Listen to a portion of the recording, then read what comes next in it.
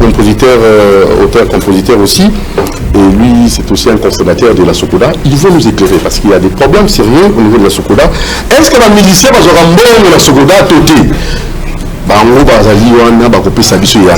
Il y avait aussi une plainte introduite, donc qu'on a introduit comme ça, plainte contre le président du conseil d'administration et son directeur général de la Sokoda. Donc nous aurons des éclaircissements là-dessus. Est-ce que les musiciens vont se rendre de la Sokoda à côté? Ceux qui vont se rendre et par après, vous aurez aussi monsieur Chops Production, outil vraiment fraîchement à Tanganyika, donc le producteur international. Lui va nous éclairer concernant les fronts, les promotions culturelles. Et l'accent sur les Sokoda. Et aussi, il va aussi appuyer les dossiers Sokoda pour y parler de la clarté. Oui. Lui aussi est producteur. Est-ce qu'il aura un bon Sokoda? Nécessairement, moi, ils prennent des taxes. Voilà. Est-ce que lui se retrouve à Opé-Sapé à Nonae?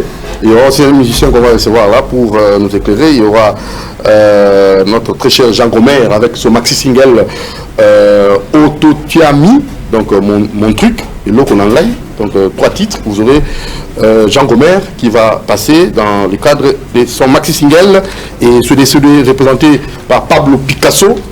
Balle dansante, donc balle populaire qui vont comme ça, qui préparent le 1er août, hein, donc sous le patronage de Danou, notre confrère et maman Esther.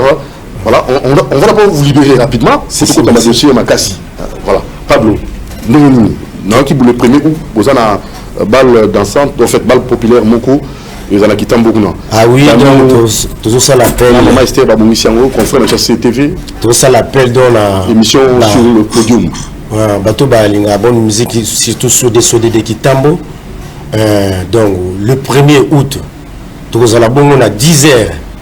Tout ça bon tout côté na Ouya et pas ya vice-président Yaya Labisumuki.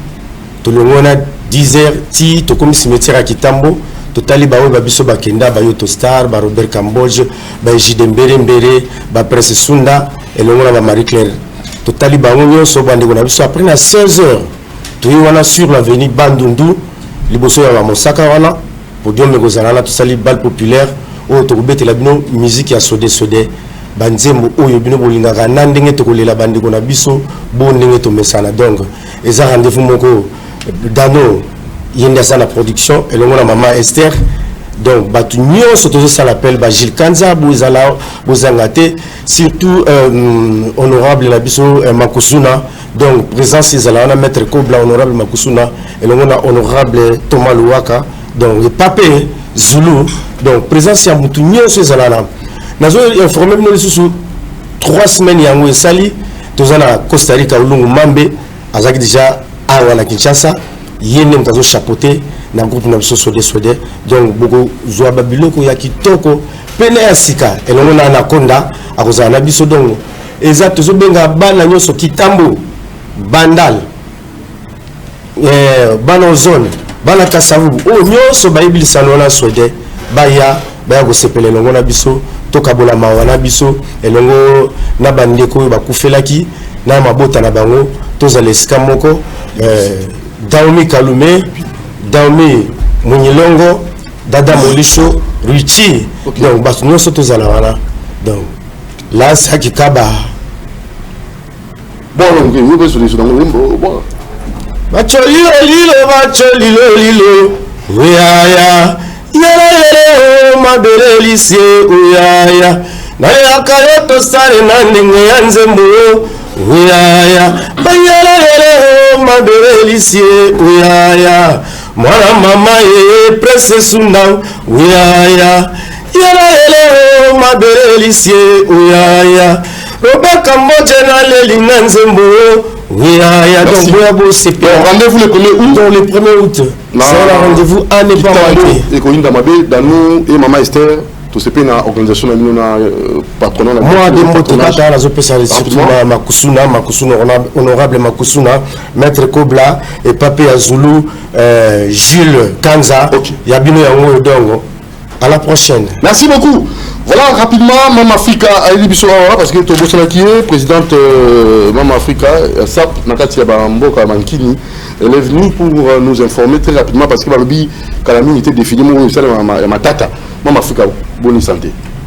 Pepele babi CCTV de Makambo oza chaîne na biso lelote ya banda kala ya Dudu Monti mingi kaka na obengisa tous les sapeurs à 24 communes bozala wana belé aéroport en Djili poto okeyamba vient na biso des fois aoya wana le 23 to yamba e bilambi fezala kaka po ya za mutu azoyemba azobina biso pe tozana pona kolata photo soutenir ye to kozala wana ebele na aéroport en Djili o moni azana lambate oyata pa Dudu Monti akode fisa o lambo lati atapa buno ndinga a opesa na oyo me ngandenge na boye na ko beta toro tina lifobo na bite ba Brazzaville via yo sa concours ya sap boya na ba veste na bino na ko beta bino toro po bata ba veste pe baza mais à suivre ya Dudu Monti vient na kasere to ala na babi mo konza solo général respect mon respect na mon général kasereka babi ya yonde yango wana nyonso na tambo bokaka na ya libese moko to pokaka ta makati mwangala o même sambolo ko mokumbo ta makolo na ete bakute bate ya yo vena ngapetembe na bosanité ya Dudu Monti c'est la voix qui mutu monte à Silika tunani bébé Bercy mwana balobi mère Marti maman mère à couloir merci beaucoup ouais ben surtout ouais kitoko vient na bosanika mutu moko 08 alanda bambote place yo zali vena nga petembe moto pamba bokeseni ezali aha basuwa kitoko ya Dudu Monti babise CCTV nde makambo viena yaka na présenter forme te magetu na kotika na o ba verses na bakendio kitoko abeta bango toro ba pour la me bandima te. Merci beaucoup, mon Africa. Jean Gomer, rapidement, on finit. Aussi, ça n'a pas été pour sur le dossier à Sokoda, na Kinyamioso, pour le dossier, l'avenir de l'artiste Nabiso. Au sein de la musique, j'en ai monté. Pourquoi? Non, on est bon. Jean Gomer, toi, ami. Qu'est-ce que ça? Mon clip. Merci. Merci, Dudu Monti. C'est déjà disponible ou en voie de sortie? En voie de sortie. Donc na sepeli mingi de nazawa na kuta na Dudu Monti na zo mona ka papa mbala moko nde tozako kutana mon frère na nini na ma campagne na epa na biso na papa Wemba témoin mariage à Dudu Monti concept ya ba makambo tozako solola na komi lelo papa c'est 3 ans et loko ezate ndé na habité Jean Gomer na vanda na papa il faut na présenter bino eloko moko pour vivre ndé na sali autour ami c'est mon truc et loko nanga mosala au papa pesa kinga il faut na présenter bino et na bateau et on a ces 3 titres eza générique et na 2 titres mususu eza le meilleur des meilleurs d'autres titres eza la sommité donc ndé na la sommité na les meilleurs des meilleurs beaucoup mona moi extrait puis pour vivre ceux qui vont pesanga conseil pour pesanga et wana eza oh, les meilleurs des meilleurs. Ceux qui ont kata moi mon kepi. Oh, que tu as kabana nzembo, là qui aussi dans la malade. Les amis balais, tu as kata moi mon kepi. En tout cas, alors il y a des remerciements, il y a des encouragements. À bateau, vous pouvez savoir merci. Et là, on a un numéro de téléphone, disponibilité dans mon barreau, puis place barreau, album mango. C'est Mimi. Bako, bazwa numéro de téléphone parce que Mikolo y a un des ans na top. Avant papa Wemba akende mutu asala kinga ikena zale papa Wemba vandi sakinga azakineti message nanga eza PDG et donc c'est les meilleurs yé mutu alobaki donc zembo to tshela ngona oyo eza oyo to mona mais après liwa ya papa Wemba il y a un monsieur mon colonel fini le poto alobiki lokola papa Wemba azali souté mutu na mutu azara na mutu atike la biso tozo fula yo na sima papa Wemba na kombo papa Wemba yende na saleli titre ya sommité alors ndé ya ngonde kozala ya soto to komona alors mutu to azana pousse à Jean Gomer zwa numéro nanga 082 005 54 54 082 005 54 54 pour lelo nazana musala et permettre binombo fulangai pour bomona musala papa Wemba alaxaki biso na sepe na mona vient nanga ya Sokoda na koya na Sokoda nasana mutu ya Soneka nazaki affilié à Soneka lokola nasana everté na bani usala everé fona koma na Sokoda na affilié maxi single nanga na Sokoda et puis na même dossier nanga Soneka tout na transféré na Sokoda pona za la parmi ba membre oyo mutu akosali kama na Congo. OK, salam nanga na pesi na bato ba soutenir Jean Gomer d'abord na bani ba ingénieur lokola Teddy Sukami oyo azar monteur nanga ya ba makambo Apo Firenze et puis Gloire Mwanza. Merci beaucoup. La likambo bolingaka nde Jean Gomer azokende Berthe Batutu Boya Bomona Jean Gomer na mosala tozo tourner ba clip mususu et koyame oyo trois nde bo vivre mbaloyo. Merci beaucoup. Sommité des sommités et le meilleur des meilleurs et puis na titre générique nde Ototoami Ototoami Ombisha Ototoami Yelango Toto Nasakana Kano Ototoami Nasepe Loto musique nanga nde yango na denda ina Oya Sankulu ata moi muke ya suka s'il vous plaît Doudou na yepa na yo pona biki mwana papa mba oya ya suka ya sommité ata nazo bima bo vivre esprit ya sommité. OK, suivons ça et juste après to sengi la musicien Sozan au mobile là as artiste hein. Nous savons atfungula c'était va dossier à Sokoda. Tout le monde a clair. Mbongo à Sokoda. Bato ba kozango toté. Dans des vérités na bato basala na Sokoda ba ya. Le fond de promotion culturelle, la vérité na besoin ba siko. Suivant, juste après, on va recevoir honorable Charlie Kumumba et Toms Production.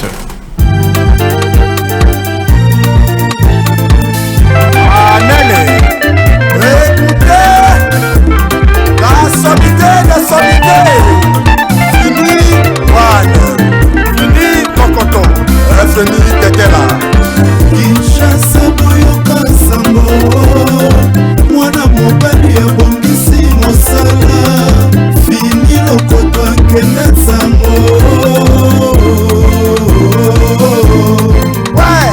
efemi fini lokoto nzambe bakiselo mikolo osalisa bilenge efemi fini lokoto eritier Salomo apôtre Michel Omegayoka héritier et grand prêtre roi Salomon né de Wafer Okonja Baboul Akesida PDG Okoya Lochocho PDG Ibomana Adon Chiffre héritier du Salomon de sagesse intelligence na Mobembo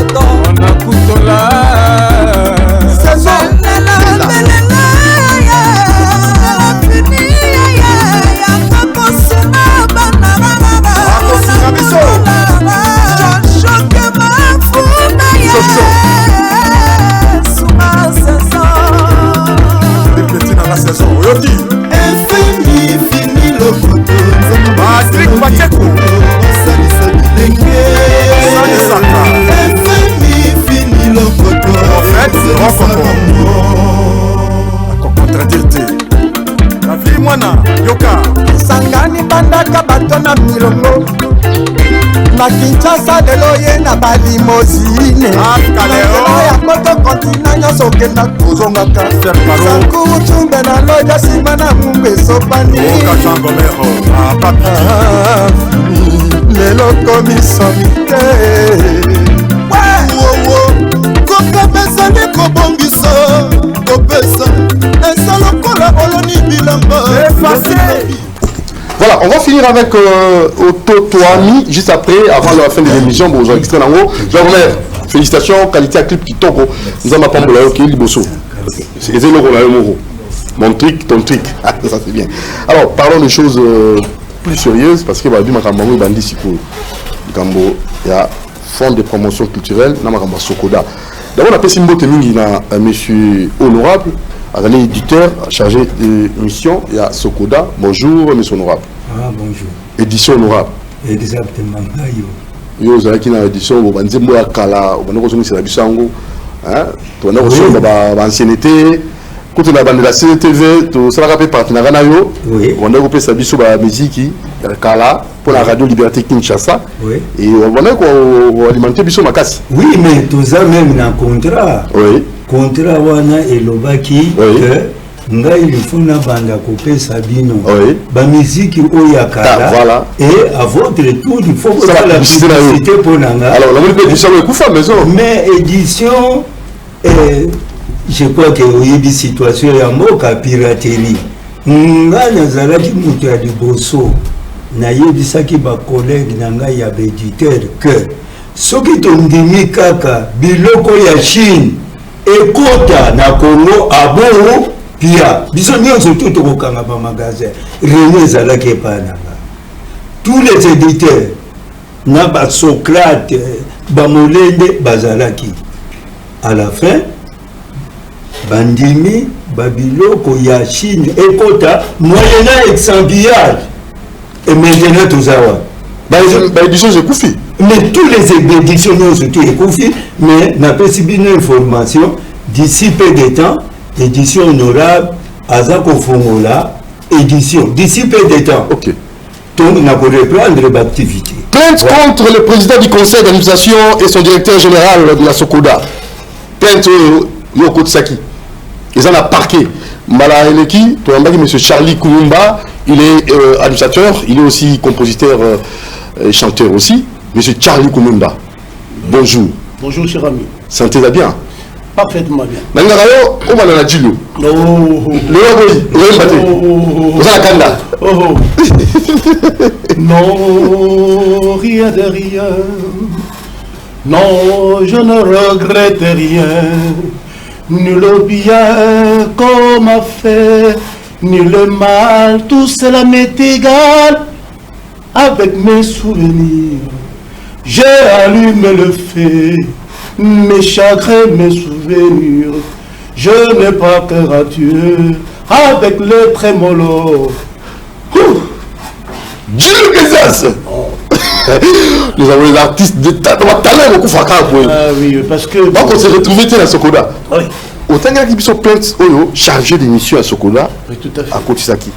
Lorsque il y a qui chargé d'émission, il y a plein de tango au Kotisaki. Et ça pense à Nini.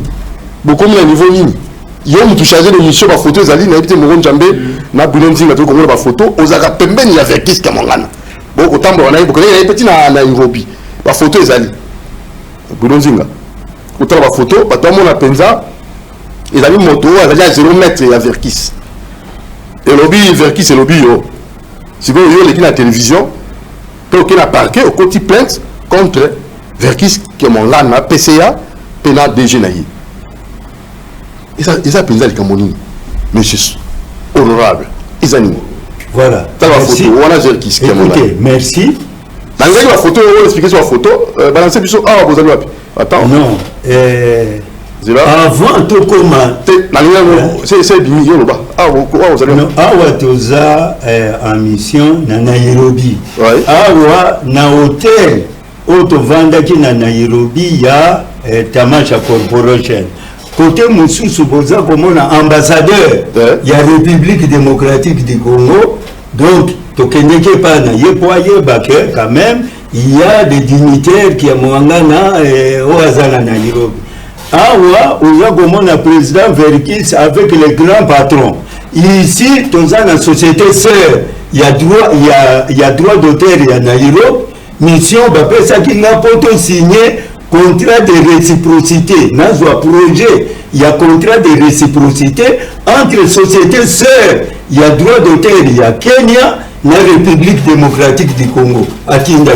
Et ce exactement naie projet il y a contrat Ezalia. Et maintenant il a fallu tokende naie pour tout signer contrat wana. Et je vous informe que 80% ya musique na biso ebeta makana Nairobi 80% ezali musique ya biso. Donc contrat wana ce qui est réalisé estimation na lobi bien estimation pour nayebi kuna déjà baza ko enregistrer émission oyo pour bakende na parquet. Ça je vous le dis. Estimation pas moins de $1 million par an. Parce que 80% 50% ya musique na biso yango ebetamaka na Nairobi. Projet ya contrat ezali awa oyo ngai batindaki nga nakende nazwa contact. Voilà à peu près ba photo oza komona kuna, mais okomona ba photo mususu tozalaki na hôtel, okomona ba photo mususu neti oyo na société sœur des droits d'auteur. Donc c'est à peu près ça. Mais vous voyez pas Nabino ezali temps donc est directement à l'essentiel. L'essentiel, mais moi je comprends. L'essentiel. Vous allez charger des missions. Il y a un million de kilomètres vers Kiss. Par rapport au que vous faites ça, plainte. Au plus c'est rapport à la mission, madame Hôtel, ni n'ango payé pour ce écoutez, pourquoi nganaye awa? Nganaye awa, c'est parce que Bino n'a porté plainte. Na niveau il y a parquet général. Après la Cour de la cassation. Papa de alors, j'étais surpris. Na yuka na télévision na Bino awa. Botani plainte. Na attention. Charlie. Charlie Koumbazanani. J'arrive. Alors Botani déjà plainte on a sali ezali en instruction. Vous voyez ça? Okay. Et na plainte wana na fundi. Le PCA et son directeur na lobi ba makambutu y compris na ba détournement. Na marché pas moi. Et cela engage que moi-même. Ba détournement ezali et ba preuve nyos ezali. Mais na yete pas na binoté na zalaki na parquet. Mais est-il que Charlie a donc a parlé plainte wana na bino? Oui. Est-ce que j'ai droit à la réponse ou non? Ah oui, il faut éclaircir le dossier. Je vous dis tout d'abord ceci. Vous parlez de la plainte. Okay. Est-ce que Nazan a droit de réponse ou non? Papa. Voilà. Alors on a félicité tout d'abord Charlie. Pourquoi? Parce que a eu courage. Il y a qu'on dénoncer. A eu courage. Il y a qu'on parler de la plainte au Yanga. C'est ainsi que Naye pour éclaircir. Pourquoi Charlie a parlé plainte Rwanda? Voilà, dites-moi. Alors rapidement. Rapidement, effectivement, n'importe quelle plainte. Les musiciens vont en Sokoda, oui ou non? Non, côté il y a des musiciens. Ce qu'on dit tout d'abord, ceux qui sont musiciens, rôle il y a Sokoda et Zalini. Objet social. Ezali, la perception et quoi? Et la répartition. C'est ça, non? Alors, moment où il y a Kolomana-Bino, la chose la plus importante, c'est la perception et la répartition. Ça, c'est la clé. Et ce qu'on t'a dit, na statut où il y a du bosso, tant que chef de l'État, où il y a l'ongoué, après ça qui dit quoi ça a créé qui Sokoda clé la répartition ezali Sokoda à l'époque que ça soit Soneka défunt Soneka et Sokoda aza loko la commissionnaire natango baza ko ça la perception aza na droit seulement il y a 30%. OK?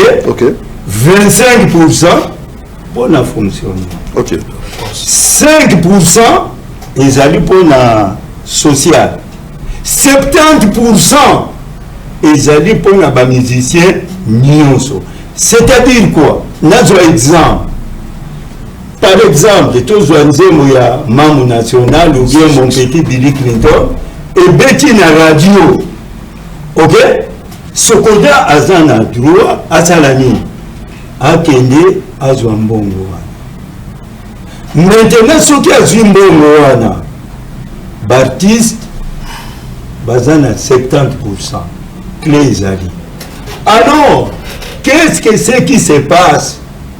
Moment où Tozali, statut Oyo, ya mafia et Yeko Salama, troisième statut où Tozalango, Oyo ministre a Salaki opposition. Va publier yango te mais va publier yango kaka na na ndenge ya mayuya balongo la clé wana. De combien? Non, clé wana ezate. Mais nazani statut awa. Clé wana ezate. Ça c'est la vérité.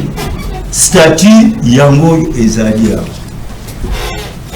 Alors, à partir du moment où balongo li clé wana ezate, ce n'est pas un détournement. Je ne sais pas. Mais vous avez bien vérifié, vous avez des preuves. Mais je vous dis ceci, Tala. Statut tout d'abord, premier statut, il y a 2011. Article 20. La société se réserve le droit de prélever 30% sur les perceptions faites par elle au nom de ses membres. Auprès des usagers, les 70% restants revenant aux ayants droit. Et le quoi? Juste exaté, suivez bien. Ces prélèvements sera affecté de la manière suivante.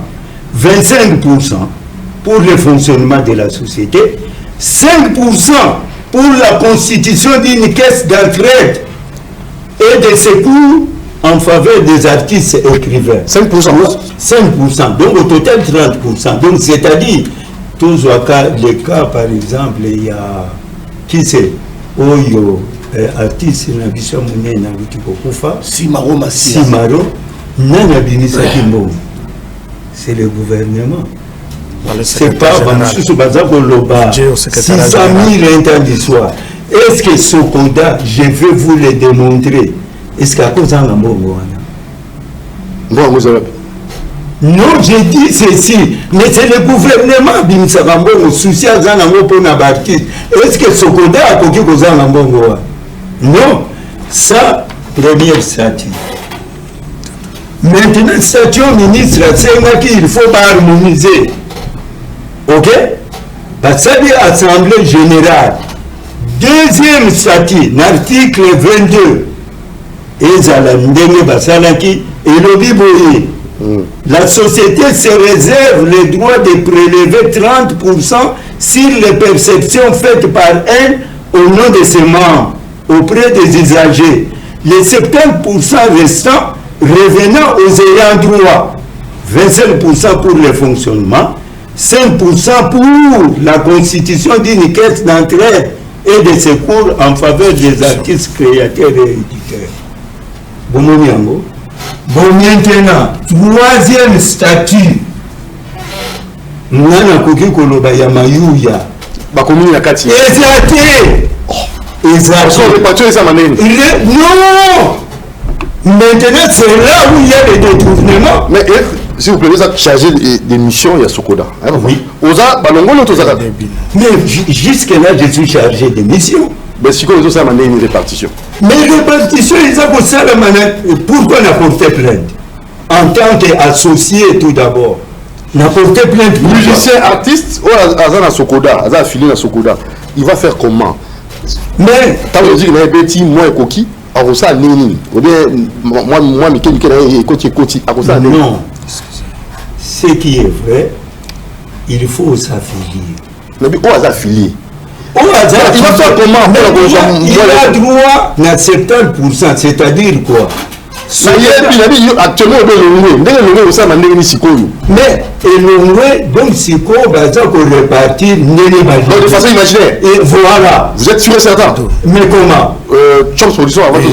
Merci beaucoup. Je voulais ajouter parce que le pays a des désordres. Vous comprenez? Nous ne connaissons pas si les Sokoda, c'est une affaire privée des gens, ou les Sokoda, ça devient une entité de l'État, parce qu'on en a mal. Le Sokoda, question, il prend des taxes. Vous comprenez? Sokoda a la taxe. Même un hôtel. Mais Sokoda, ils allaient privé. Des individus se sont mis ensemble, vous comprenez, pour créer Sokoda. Tu comprends? Ce n'est pas une entité de l'État. Ou les ministères Sokoda, les entités à l'État, ou ils allaient partenaires dans l'État congolais. Nous devons savoir. Mais non, je voulais, je voulais lui poser la question, c'est entre nous parce que moi, écoutez, la question c'est encore question. Là, c'est autre chose. donc ils ont dit domaine moko, hein, il faut avoir des explications. Sous l'ordonnance présidentielle. Voilà. Non, suivez bien. On a des problèmes. Non, je voulais arriver. Et permettez. Donc, problème, on a des traités dans le tribunal. Donc, ce qu'on a dit, il y a besoin de réponse. Donc, problème, il y a lobby, il y a des problèmes. Non, je voulais vous aider là-bas. Il dit qu'il est chargé de mission d'identité. Voilà. C'est son droit, je ne sais pas, vous êtes célibataire. Vous n'êtes pas encore démissionnaire ou vous n'êtes pas... Il est on vous a pas révoqué. Azali. Écoutez-moi, il est allé se plaindre au niveau du procureur. Vous comprenez? Oui. À qualité de chargé de mission de la Sokoda. De cette entité-là. Oui. Hein? Même s'il est cofondateur, nous le jetons des fleurs. Mais je voulais savoir, il a des hiérarchies. Qui chapeaute Sokoda et qui chapeaute le monsieur qui chapeaute les Sokoda? En fait, voilà. S'il vous plaît, je voulais ajouter. Laissez-moi pour éclairer la situation. S'il vous plaît, oui. Laissez-moi pour éclairer la situation. Ce n'est pas pour ça. S'il vous plaît, n'ayez pas na wanate. C'est juste procédure. S'il vous plaît, il y a un problème. Non, je suis opérateur culturel. On a détourné. Il y a voilà. Donc il faut pas. Écoutez, je ne t'attends pas. Je suis en train de vous expliquer. S'il vous plaît, je ne suis pas venu pour ça. Je suis venu. Le pays ne doit pas marcher. Écoutez, je ne suis pas venu pour ça. On voulait vous éclaircir. Pas même, je ne veux même pas ces éclaircissements. Moi, je suis venu. Il y a une plainte. Vous travaillez quand même. Finalement. Mais écoutez, monsieur, s'il vous plaît. Moi, avec je n'ai plus personne, mais je voulais vous aider pour que le pays marche très bien. Le pays, ça c'est autre chose. Oh là là. Moi, je suis venu. Le pays ne marche pas très bien. J'ai porté plainte contre le PCA et son directeur. Et mon directeur. Détournement, beaucoup de choses et tout. Maintenant, Bino, on a porté plainte dans le tribunal, pardon, dans le parquet. Instruction Ezali. Oui. Maintenant, pour le plainte, on a la télévision. Charlie, exactement. Alors, on a rien pour appuyer Charlie. C'est vrai. Vous voyez ça. Maintenant, vous devez prouver. Oui. Nadine n'a prouvé Bino. En quoi consiste le détournement? Dans le but de clé la répartition et nommer les statuts. À partir du moment, suivez, à partir du moment où Balongo dit clé la répartition, donc finalement, et donc on est dessus, c'est étiqueté national. vite. Je voulais vous aider. Je voulais vous aider. Ce n'est pas le tribunal, c'est pour vous aider votre métier. C'est une information qu'il devait donner, c'est tout à fait normal. Il a ces droits-là. Mais là où il a une institution, parce que nous vous remercions d'abord, Doudou, d'être correct et accepter des débats pareils. Lui, il s'est plaint en accusant leur chef. Nous avons son supérieur. Nous avons des institutions pour ça. Mais c'est Charlie, il a eu l'esprit du patriotisme. Souci à la mission. Souci là, c'est pour cela qu'il est venu lire cette plainte-là, si je comprends très bien. Vous comprenez? C'est suite à ce souci du patriotisme. Mais lui, il voulait répondre au Charlie. Oui. Oh, Charlie, il a lu, je ne sais pas quel contexte il avait lu, il avait informé les gens. Exactement, merci beaucoup. Dans ce souci-là, mais lui, il est allé se plaindre. Mais s'il vient ici pour donner l'information, vous comprenez, de ce contenu de plainte, là, je suis d'accord, parce que les deux personnes là, ils seront jugées là-bas. Je ne sais pas dans ces qualités, dans les règlements de l'intérieur, ou chargé de mission, il doit informer les autorités ou il doit laisser plaindre au parquet. Vous comprenez? Là, c'est tout à fait normal. Parce que moi, je suis en train de vous dire que les Sokoda ou la Sokoda, vous comprenez, pour moi, je jette seulement des fleurs ou je laisse, je dis à monsieur le président de la République. Vous comprenez? Il faut qu'on mette des transformateurs, les gens qu'il faut. On en a mal. Sokoda et le fonds de promotion du terrain. Il était arrivé à un moment, l'autre il était là-bas, il ferme les bureaux, il faut amener des militaires pour casser. Quel pays ça? Il faut qu'on mette de l'ordre. Ou ça doit avoir une entité de l'État, comme le fonds de promotion culturelle qui est enterré. Je ne sais pas si le monde sont en train de regarder la vision de la culture. Mais toi, tu gères le fonds de promotion culturelle comment? Alors, je vous avais dit l'autre fois, Félix Oisé a pu quand même avoir le soutien de ces fonds-là, parce qu'il avait bien introduit sa requête. Écoutez, écoutez, mais oui, si vous voyez un monsieur comme moi de vous donner une information, prenez cette information vraie. Les fonds de promotion culturelle a été créé par l'ordonnance présidentielle. C'est une entité pour soutenir la promotion de la culture de la République démocratique du Congo. Mais il y a eu des gens qu'on les met au fond, des individus incompétents qui ne méritent pas de diriger cette entité-là. Donc on vous met à la place de monsieur. Non, je ne suis pas là pour qu'on me mette à la place. Écoutez-moi, écoutez-moi. Ce que je fais de la culture, vous comprendrez que depuis j'ai commencé la promotion de la culture jusqu'à ce jour, je sillonne la République, je sillonne le monde pour faire la culture de la paix et honorifique. Si nous sommes en train de déplorer pour les fonds de promotion culturelle, parce que les fonds là, moi je fais des manifestations gratuitement. Ce n'est pas que vous devez faire qu'à l'époque que j'ai produit des musiciens, il faut que je prenne de l'argent. Mais ici, je fais d'abord les manifestations gratuitement. La porte est ouverte pour que les gens entrent. Pour la promotion de la culture, nous devons être soutenus par les fonds. Je ne dis pas que soutenus par les fonds, parce que même on ne me soutient pas, mais je viens de la province du Tanganyika. 32 et 34 jours à l'hôtel pour faire la promotion. Moi, je reviens entre Sokoda et les fonds de promotion culturelle. Tout ce monde-là qui dirige Sokoda jusqu'à ce jour, les artistes se plaisent. Je vous dis les cas, on vient de citer les vieux là, que moi lorsque j'avais décoré Papa Wemba, il a parlé, il a demandé à ce monsieur qui vient d'être décédé, que voici un homme qu'il faut, le Papa Lutumba. L'argent des papas là a été sorti, il faut que tu écoutes l'information ici, au budget du secrétaire général à la culture aux arts. Vous comprenez que le secrétaire général aujourd'hui il est mort, il est décédé, Malala, il faisait l'intérim. Demandez ni les fonds, ni Sokoda.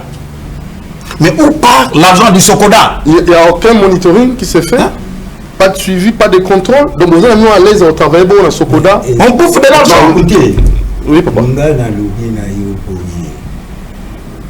Je suis venu répondre. Je répète, la plainte Oyo Bolobaki, Oyezana tribunal. Ok, rapidement. Je suis venu pour ça. Bon, il y a réellement... Normalement, il a raison ce qu'il est en train de dire. Oui. Mais vous êtes d'accord avec moi.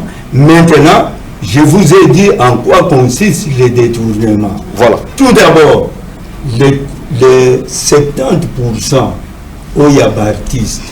Ils la statue. Le statut.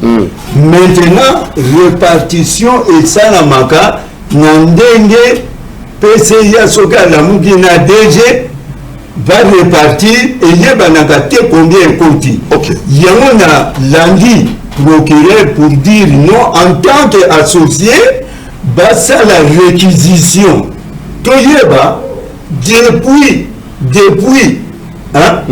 Depuis le président Verkis que je reçois à Bandiko géré avec son DG, Mbongo est coté combien?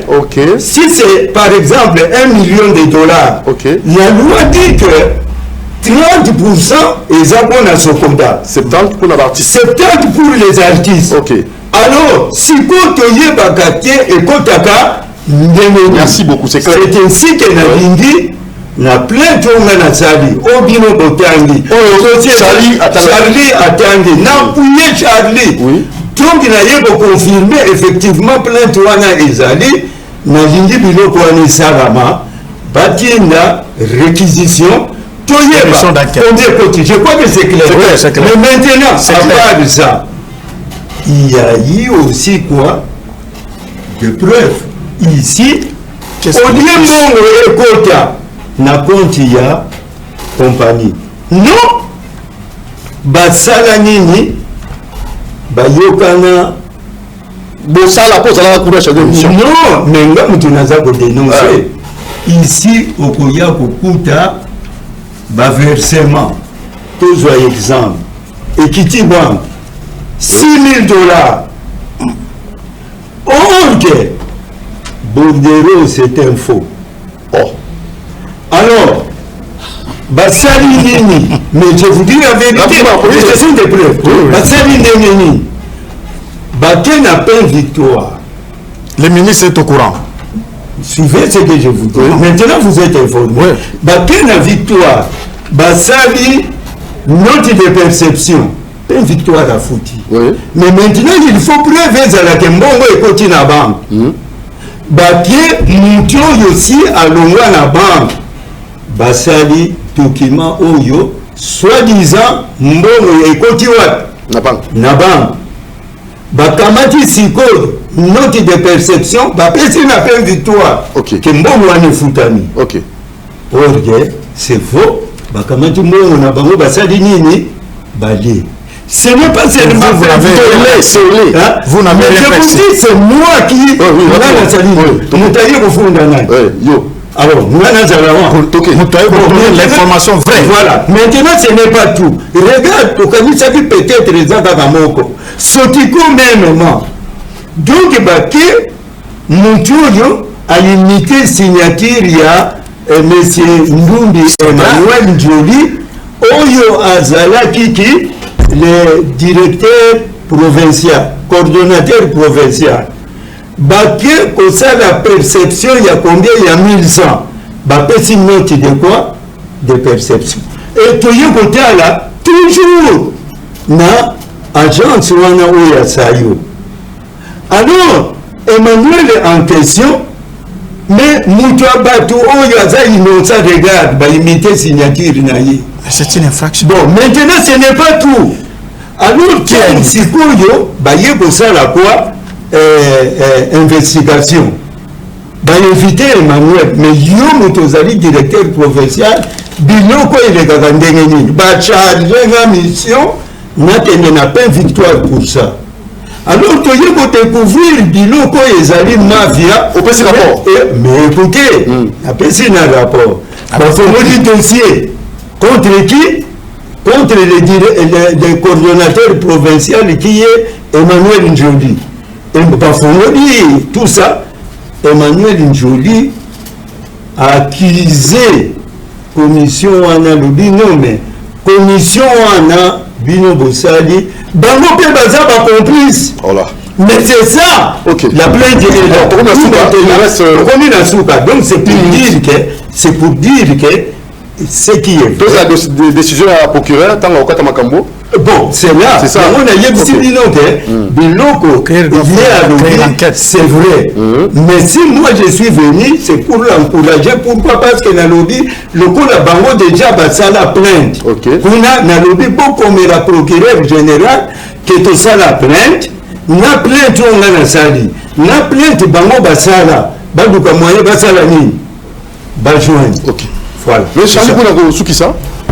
Je suis tellement sidéré. Bon, écoutez, cette société-là ne marchera jamais. Le clientélisme a eu domicile dans Elokwa. À Vienanga, à Obangaye, parce qu'il y a dignitaire. Tout le monde est nos dignitaires. Quelle est la capacité d'un dignitaire dans ce pays ici? Nous sommes plutôt à un problème de crainte, c'est-à-dire, moi, mes avocats m'écoutent au moment où je parle. Dans ton émission ici, j'ai parlé au président de la République. Je l'ai nommé. Monsieur le président de la République, le moment est venu. T'as l'habitude du Cambo, il y a société, il y a tous les artistes. C'est une, donc, en fait, comment je vais dire ça? C'est une société privée, ok, de tous les artistes. Bissou Touzali n'a pas part Nengemoko. Et nous devons respecter quand même donc, en fait, la loi de notre société. Ici, nous sommes butés à un problème, donc en fait, un monsieur qui est inamovible. Écoute, ici nous avons porté plainte donc en 2018. Ok? RMP et Zali n'a paquet général. Donc RMP numéro 9904 du 2 avril 2018. Non, s'il vous plaît. 2018, donc des associés et coopérateurs de la Sokoda. Sosnani Oyo, on a une plainte de la Bissoyo. Échanger, mais dis combien de magistrats? Un, bon. Toké pour dénoncer, Tobi, non, nous, toi, on a tout changé. Toké paie à 4. Non, on a parce que tu dois sentir qu'il y a ça ne va pas. Tire est comme une ML Mbenza. Le Mbenza ici, dossier est allé jusqu'à présent et pas il n'a depuis 2018. C'est là où notre ami Maïka Mounan a connu le problème, c'est pas moi quelle procédure, tout ça. Baboukela, il était au miouf. Nous, on ne va pas quand même baisser les bras, parce que c'est notre société. Pour finir, pour conclure rapidement. Ici, messieurs, si je suis passé la fois passée dans ton émission, j'ai dit ici les statuts créant la Sokoda. Charlie Koumoumba a fait les fondateurs. Pour que le président de la République a fait signer une ordonnance créant la Sokoda. Monsieur, je suis pas enfant, on était au nombre de 16, et aujourd'hui, nous avons cette qualité. Même moi je suis victime de ce monsieur-là, parce que comme j'ai créé une association concurrentielle à l'UNICO, le monsieur, donc pour lui, il doit manger mieux. Moi je dis non, monsieur, non. Raison pour laquelle, à 2015, je vous ai encore parlé de 7 ans. Non, c'est vrai, non, mais parce qu'en fait, peut-être, je dois exhiber ça.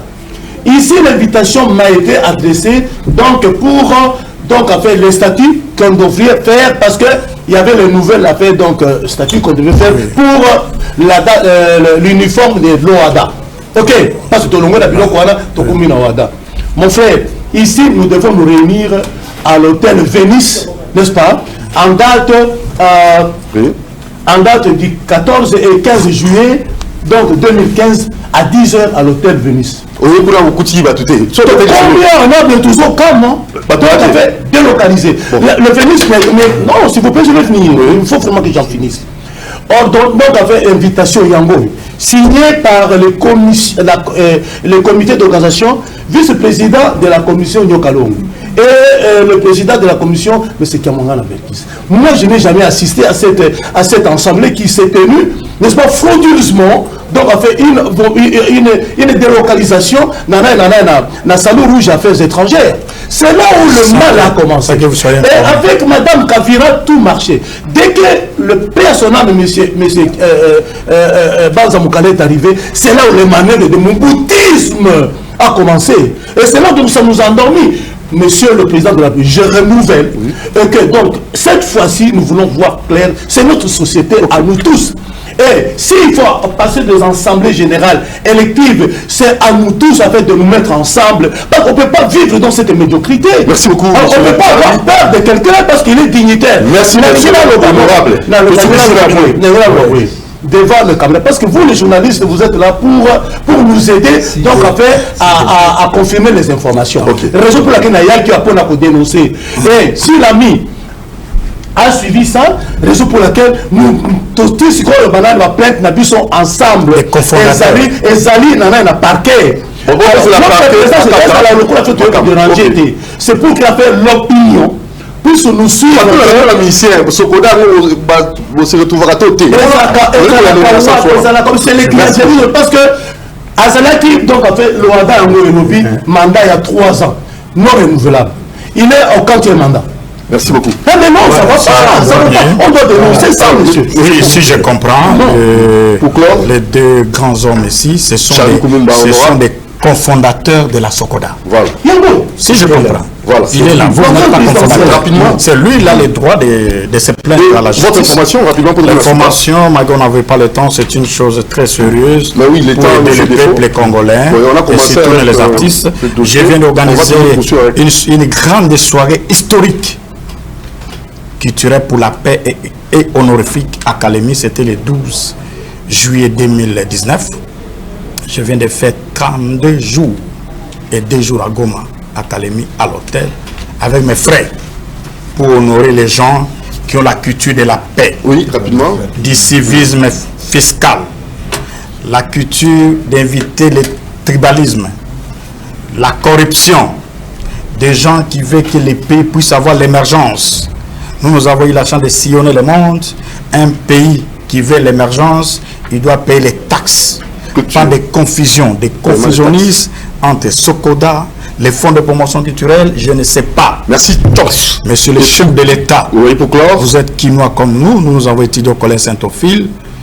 Voici ce que je dois vous dire.